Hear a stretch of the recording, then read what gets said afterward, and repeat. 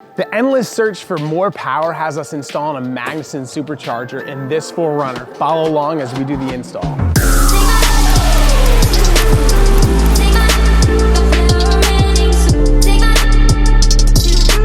So adding more weight and more accessories to our four-wheel drive vehicle definitely slows them down. So there's always this need for more power.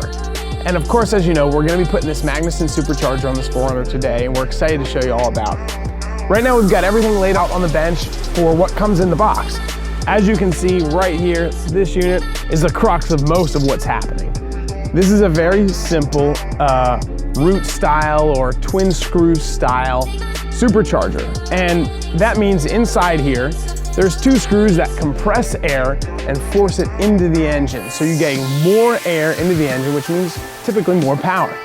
Right here, we've got all the brackets, pulleys, serpentine belt, and intercooler. So all of the necessary components to make it all happen. We're excited to put it together, see how it feels when it's all done, and to show you what the whole install process looks like.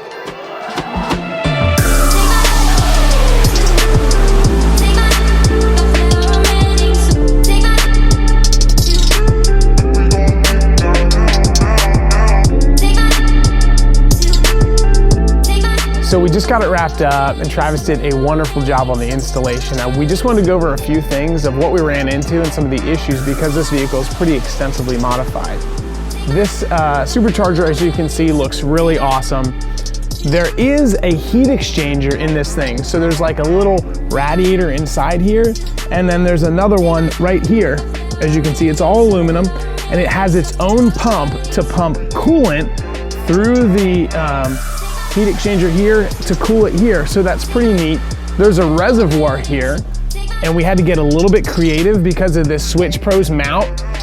Travis had to actually fabricate some brackets for this reservoir, but it turned out really nice. It's really sound and securely mounted.